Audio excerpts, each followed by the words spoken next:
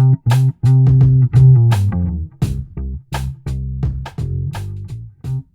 you guys doing today? Welcome to Woodstock.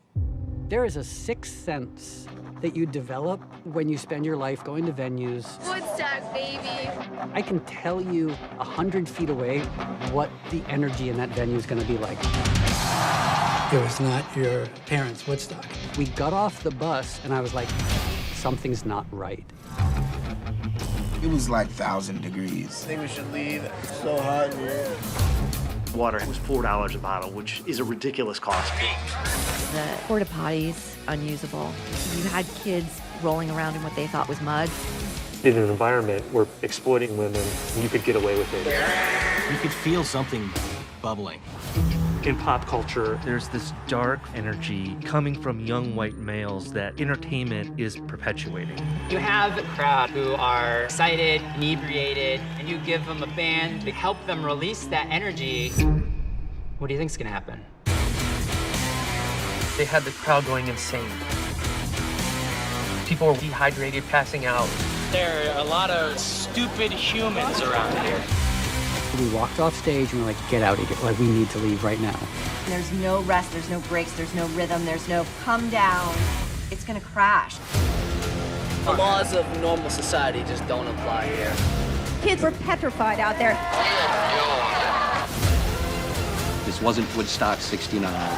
There is an umbilical cord between the dark, sexual, cultural underbelly in the country at that time to where we are now. A lot of that energy just wound up in chat rooms and Reddit boards in 2021. The question quickly became not how could this have happened, but how could it not?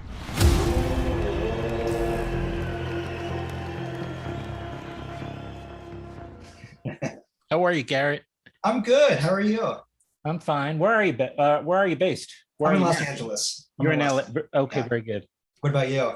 I'm upstate New York. Oh, this is you're familiar with these this world, I imagine. Well, you know, yeah. Well, I'm way too young, of course, to know anything like that. What do you, Woodstock is it's okay. Well, I mean, I am a little young for the first one. However, I actually went to summer camp, grew up going to summer camp. Actually, Wallkill, New York, which is where the summer camp was, one of the original was the original location where, you know, Michael Lang and Kornfeld, all these guys want to do. Yeah. That's where they wanted to face it, but the good citizens of Wallkill chased them away out of fear, and then, you know, of course they ended up at Yasgur's, eventually, and then but yeah, I guess I'm in the Hudson Valley, so okay, right on. Yeah, I've been in New York City for most of all that time before. I moved up here recently, and of course, Woodstock 99, which is the subject of your film and of our conversation, was based in Rome, New York, which I'm not as familiar with, but yeah, Rome, New York, yes. Which, you know, did you get over there? And I didn't. You know, this is a true pandemic film. We started like in March of 2020 and wrapped, you know, just a couple of weeks ago. So unfortunately, we were pretty locked down. So I had to use local crews all over the country, which I was bummed because I really wanted to go explore that part of America because I've never really been up there before. Well, you can still. Yeah, I think I have to after this. Yeah. Yeah. I mean, you know, of course, if you've seen one airstrip, don't come up now. It's probably close to what those ticket. Right. Well, I was going to say ticket buyers, but maybe that's not even true. Maybe. Yes, the survivors. Those who lived through the experience and that were there, you know, one of the villains of the story is the weather, you know, and it was 100 at points. It was 100 plus. They were on a tarmac. I mean, it was really that much hotter. I mean, if you could have picked a worse spot for that alone. Yeah, I know. All right, and so yeah, and that's one of the things that they couldn't control. I mean, location, right. Yeah, but the weather, you know, there's Yeah. all kinds of factors in the story, I think, to get where we started to how it ends. Right. I mean, the film, of course, is called Woodstock 99, Peace, Love, and Rage, which is a great name for it. And of course, I mean, there's a lot, I mean, you know, you have people representing all sides of the reasoning and rationale for whether this was how monumental a failure this festival was. But really what the documentary seems to try to do is give a context for it, provide all the context. Yeah, those are the stories I like to tell as a filmmaker. I like to use kind of this macro or micro event to tell a macro idea. And this, you know, this festival was, for me, it was a window into the late 90s, a time I came of age in personally, a time that this allowed me to reflect on myself and how I was behaving in the late 90s. And I think a lot of people, and I think that was so interesting when you really look at the cultural context surrounding this event, and an event that was marketed to the one that happened in the late 60s. But again, this was a different time. And I think there's something to be said about, you know, pushing certain ideals on a younger generation. And I think a lot of us are guilty of that. I'm guilty of it with my kids. But I think it's also, you know, every generation should figure their own thing out. If I've learned anything from this film, that's one of the things. You know, generations can figure out what they need and what they want to. Every generation throws a hero up the pop charts. One songwriter once wrote their own heroes, you know. Absolutely. But so maybe, I mean, perhaps I'll pose this as a question: is, do you feel like maybe a major error was trying to do that, to try to retrofit this concert, which was speaking to a very different generation at a very different time, into that old branding of Woodstock? I mean, I live just about a half hour, if that, from Woodstock, New York, and you know, it's a beautiful spot with great people, mind you, but it's also a branded place. Like it uses that to bring people and help the economy of the town, you know.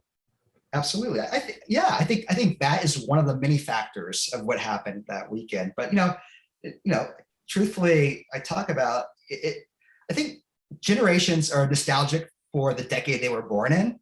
You know, to me, the Woodstock 99 generation's nostalgic for the 70s. I think that's why the 90s are so popular right now, because you have these 20-year-olds that are really interested in stories like this now. And they address like the 90s now. So I think that's one of the problems of many. You know, you're pushing, you know, these kind of loftier countercultural ideals on a generation that didn't really care, you know, for some of this stuff. And when we bring that up with a lot of the attendees that were there and the performers that even performed, and then, you know, you mix that with, you know, some of the things that are surrounding the culture of the time. You know, this is an era of like Girls Gone Wild and like lad mags like FHM and Maxim, where there's a lot of objectifying of women. So you take these countercultural ideals of like free love and you mix them with kind of this attitudes towards like women at this time.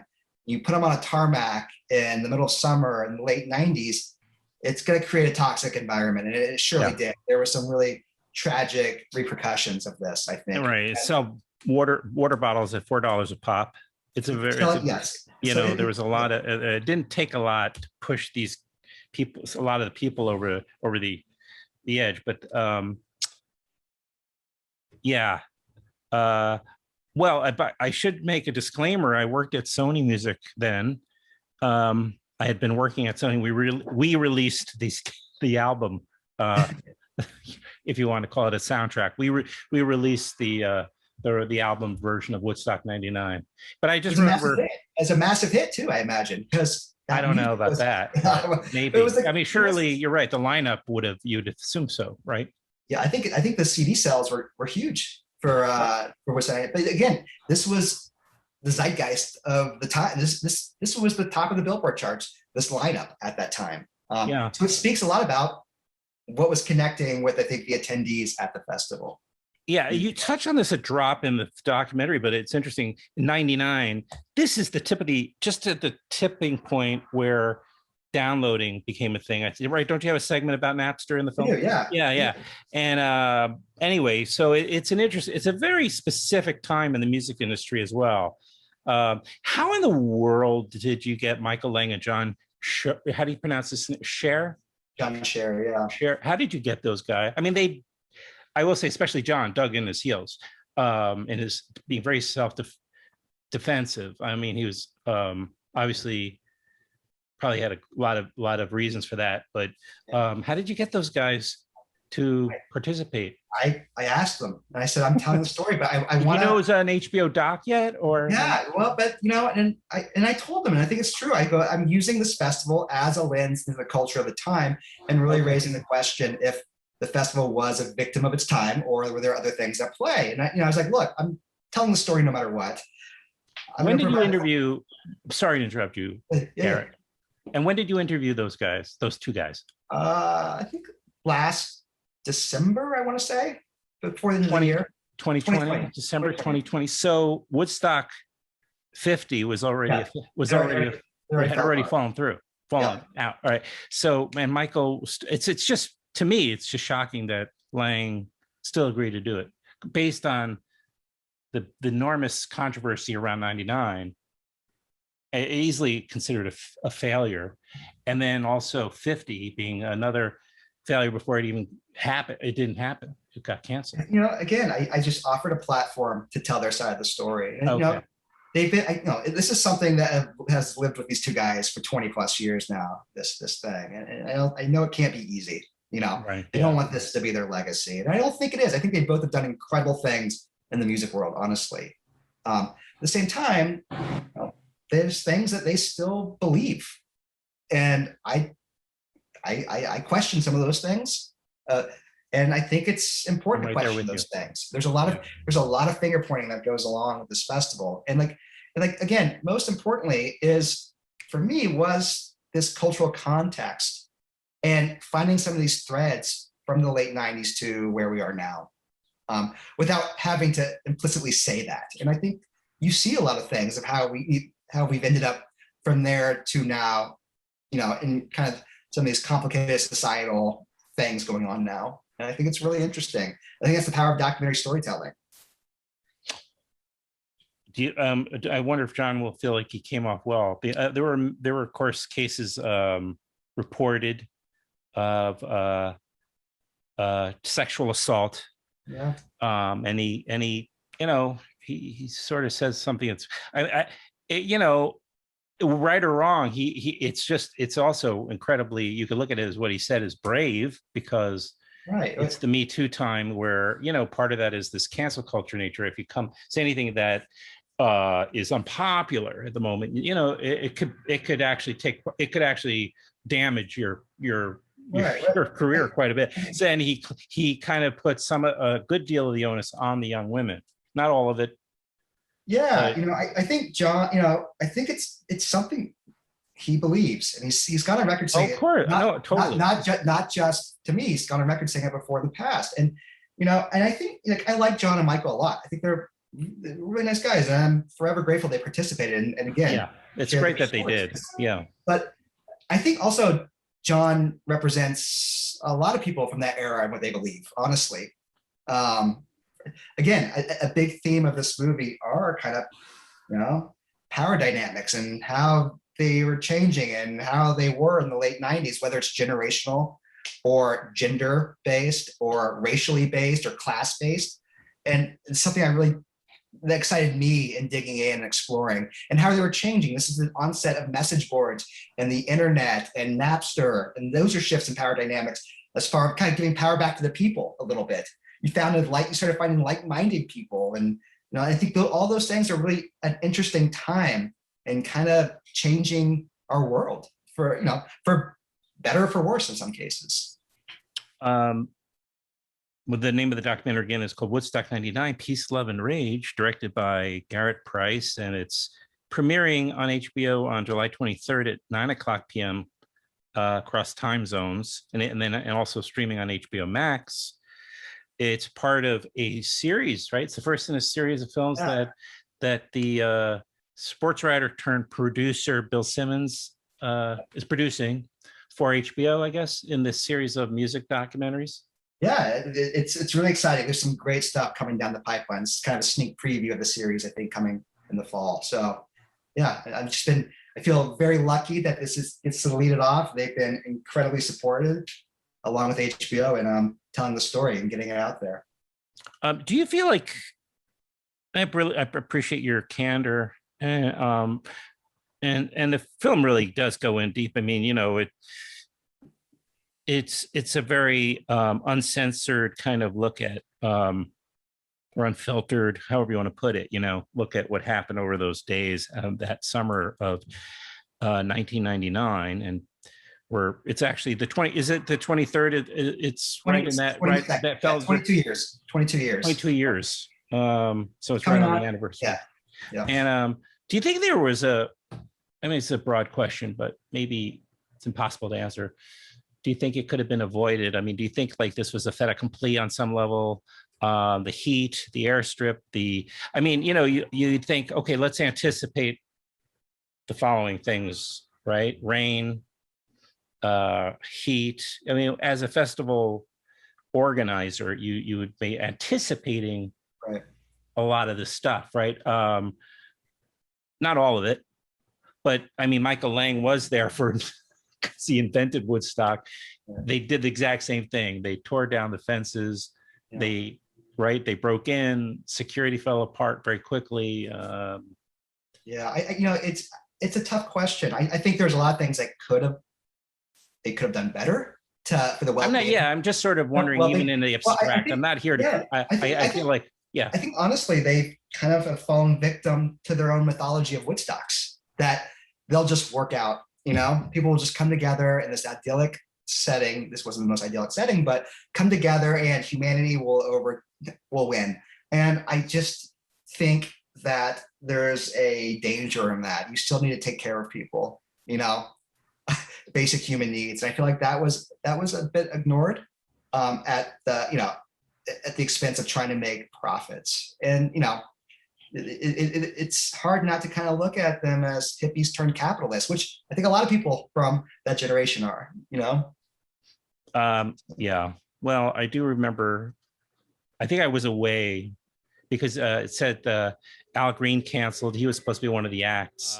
We should mention that also you've got, besides John and Michael, the original organizers of Woodstock 99, you have, you know, festival goers, and you know, some of them who admit they were part of this, you know, the what do you call, the mob mentality, you know, because all these kids ended up going on this rage essentially, and they just destroying the whole, you know, grounds and the festival infrastructure, you know, setting fires most notably, and you know, some of those guys you talk to, and you talk to musicians that were played there, including Jonathan Davis of Korn and Moby, who just did this show, my podcast actually just recently. Nice. Yeah.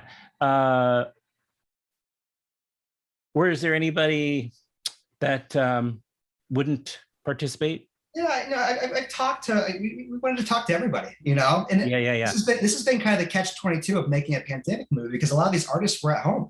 They were sitting around, they weren't touring. So we were able to get a lot of these interviews. I think if they weren't, it would have been a lot harder, you know? Do you think they felt in a tricky situation, how they talked about it? No, the people I talked to were so more authentic and open and self-reflective than I ever imagined they were going to be. That's great. I thought it was really amazing. I think it comes across in the film, the way people were talking about it. Yeah, there's musicians that I think they've just kind of swept under the rug and wanted to move on with their lives and their careers. And I totally respect that. But you know, it was important. You know, this is a time where musicians were kind of a scapegoat for some of the issues that were going on in the world, like Columbine and things like that. You know, and I wanted to kind of bring that up also. Yeah, again, me too. And I didn't want to say, oh, this is all new metal's fault. And I don't think that's true. I think that genre of music, as short-lived as it was, it spoke to this generation. And I wanted to more explore, why did that music speak to this generation? And how do we get to that music from where we started the decade with Nirvana and that idealism? And how do we get to the nihilism of these bands? And I think that's what this allowed me to kind of do a case study, I guess, of American youth culture, and how we move from like the anti-establishment, we'll never sell our music, to like the corporate America at the late 90s. And I think it's really interesting. Right. How we got there. And there's a constant cycle, I guess, also, or has been in the music industry, where things start off at the grassroots, right? Like, rap or blues, maybe 100 years, 70 years before, or something like that. And then eventually it's, white guys with ties figure out how to commercialize it and make a profit. And then it becomes corporate, and then it gets rejected, and the next generation discovers a new, right? There's a cycle. And that, of course, it's a pendulum, right? It just keeps going back and forth. Maybe it's more of a pendulum than, but it's a natural sort of thing. And the festivals, of course, are a byproduct of that, and will reflect where we're at as a culture, and as what's going on in the music industry at the time. Absolutely. Yeah, I think that's right. Especially Woodstock stories. I think Woodstocks, even the 70s, there's such a, this this mirror up to culture at the time. And I think Woodstocks are just as important as the people that went to Woodstock as the bands playing there. Yeah. And I think that's what's my hope. I do that too with this film. Winding down a little bit here. I have two last things. One is your question, the film really also poses this question intrinsic in it, which is, are musicians like Fred Durst, who got heavily criticized during the festival for inciting violence in the crowd, and it's maybe playing to their worst character. I don't know how to describe, but you know what I'm saying. They were kind of helping to create the rage was there. There was that energy, and they kind of fed into it, is a better way of putting it. I mean, are musicians, the film asks, are musicians ultimately responsible to whatever the audience ends up feeling from, or is that their role? Right. And it's something I wanted to pose. Yeah. I don't know. I mean, personally, I think it's a tough thing, because, yes, there's probably a responsibility, especially at the time. It's so interesting watching these performances of how these bands and these artists can commandeer the crowd. No one has cell phones. They're 100% right. This is 99. There were cell phones, but you're there for they ran out of, if you brought them, they ran out. Yeah, there's no smartphones, and there's no way to charge them. So they're just locked in 100%. And Fred and John, they're maestros. They're composers. They're just, they can really just do whatever they want up there. And it's fascinating to watch the power they have up on that stage, and the response you get from these crowds. So it's hard to say, because also they're hired to put on a Limp Bizkit show. Red Hot Chili Peppers. I don't think they're doing. Yeah, they're not doing anything different than they ever had in a club. So I think also experience probably comes with some of the stuff. These are young bands at the time. I don't think Limp Bizkit was Red Hot Chili Peppers, maybe. No, not Chili Peppers, but Metallica, Rage Against the Machine. They purposely amped it down a little bit in their stuff. They were kind of right. Metallica changed their set list. So I think they could sense things that were going on. Right. Where there's also the pressure of a Woodstock performance. This is a once in a lifetime performance, right? So I think you want to step it up. So I think it's a difficult thing. And again, I bring up Columbine and a lot of scapegoating with entertainment and musicians at the time. So these are just kind of things posed. I don't personally, as a filmmaker, point fingers. I'm just kind of bringing up these objective points of views and let the audience decide. Let the audience decide. Last thing. Okay, so it's Woodstock '99, Peace, Love, and Rage. Again, be on HBO and HBO Max on the 22nd anniversary, July 23rd. Starts streaming and playing at 9:00. And I just wanted to ask you on a personal note. I've not seen your prior film, Love, Antosha, but even just last night, I for whatever reason, Anton Yelchin, I think it's the documentary about him, right? Yeah. Is it a feature or is it a short? It's a feature. Yeah. It's a feature. I haven't seen it. I would love to see it, because I think I just thought of him yesterday, I think, and what a tragedy that was. It's a very different type of film of this. Yeah. This film. It's a very coming of age documentary told through the perspective of Anton.